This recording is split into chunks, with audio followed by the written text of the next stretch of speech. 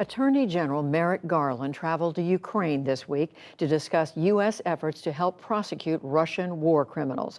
Ukrainian authorities say they are investigating more than 15,000 possible war crimes committed by Russia since the country invaded in February. The U.S. and European countries are also supporting an international criminal court investigation. Nick Schifrin talks to the ICC prosecutor about the pursuit of justice. The horrors of a horrific war. More than 1,000 Ukrainians in Bucha, bound and executed by Russian soldiers, buried in a mass grave. A theater in Mariupol, destroyed by a direct Russian strike, as hundreds of women and children hid inside. Outside, their city obliterated, many residents forcibly deported into Russia. Kyiv has already found a Russian soldier guilty of killing a Ukrainian citizen and sentenced him to life. But Russian war crimes are widespread and include the killing, torture, and rape of civilians during armed conflict. Those are the violations set out in the 1998 Rome Statute that created the International Criminal Court. The International Criminal Court is troubling to the United States. In 2002, President George W. Bush withdrew U.S. support. But today, the U.S. is aiding ICC prosecutor Karim Khan's investigation in Ukraine, where he's working with top prosecutor Irina Venediktova. I spoke to Khan today from The Hague. When you opened your investigation in Ukraine on February 28th, you said that there was a reasonable basis to believe alleged war crimes and crimes against humanity have been committed.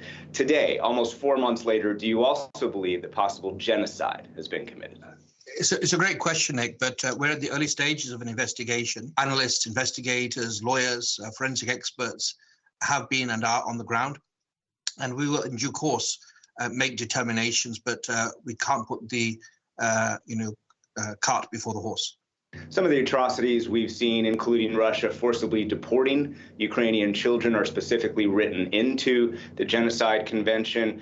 Russia trying to destroy entire Ukrainian cities, even if it is early in the investigation. Do those kinds of acts become the basis for a genocide investigation? We've seen, and we're looking into a number of allegations, including the allegations regarding the unlawful transfer of civilians and children in particular, and they could give rise to legal liability on a number of grounds. But I'm not going to start pontificating on what are theoretical possibilities. There is real suffering. That's not theoretical. There's real suffering, and we're seeing. What we have to do is make sure we put the law into action.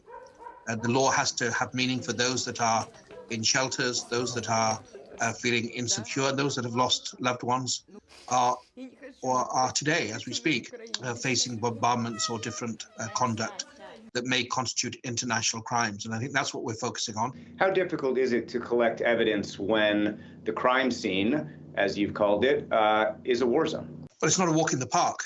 It's difficult because I've got a duty of care to staff, but it's not impossible. We saw effective investigations in the former Yugoslavia. I think we've seen time and time again that there can be accountability. Nobody believed, Nick, that when the guns were firing in the Balkans, that President Milosevic or Karadzic or Mladic would ever be brought to an international court. Nobody thought at the height of the genocide in Rwanda that the former Prime Minister Jean Kabanda and others would be brought to court. Are you collecting evidence that you believe could lead to any kind of prosecution of President Putin himself or any senior Russian officials around him? All individuals have responsibilities, from a foot soldier to a general to a civilian superior. Everybody involved in conflict that has that engaged in hostilities or has responsibilities to prevent or punish, they can be held accountable. And one of the legacies, Nick, from Nuremberg was the principle that there's no statute of limitations for war crimes. So I think we need to have the perseverance, but also we need to find new ways, innovative ways, to mobilize the law as soon as possible. There's no statute of limitations, but there are, of course, jurisdictional questions. You won't prosecute any crime that Ukraine's prosecutor general is prosecuting. You visited her multiple times. You're working closely with her. Have you and her made any kind of decision yet on how to divide some of the prosecutions up? Yes, we had many discussions. I think Ukraine has a fantastic prosecutor general in Irina Venediktova. If a state is willing and able, they have the first right and indeed the first responsibility to investigate and prosecute crimes on their territory. But we are, given the scale of criminality, which is absolutely massive, whatever the level, we will move forward and we'll have discussions with our Ukrainian counterparts and decide if there is evidence, what is the best forum? Is the best forum the ICC, or is it domestic? Or for this nature, the reality, everybody has to have a role. Let's talk about some of your coordination with the United States and the Biden administration. Senior U.S. officials tell me that you have submitted requests for intelligence. U.S. law prevents any administration from funding the ICC, but it doesn't prevent the U.S. from providing intelligence or people to the ICC. In general, do you believe that the Biden administration is providing as much assistance to you in this investigation as U.S. law allows? We've had good communications and good meetings with the U.S. administration. And in fact, bipartisan. If we can work together, we can get more justice than we have at the moment.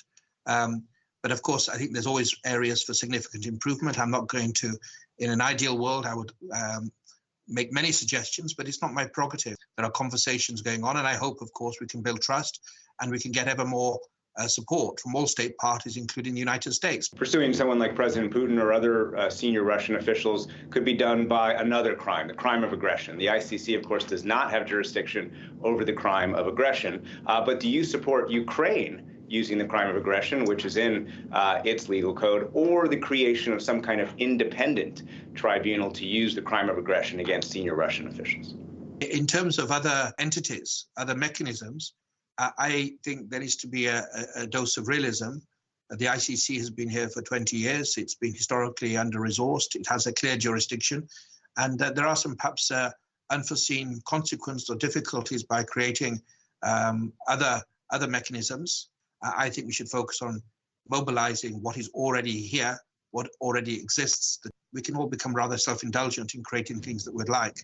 I'd rather focus on what we have and putting it into action effectively. Karim Khan, the International Criminal Court, thank you very much. Thank you so much.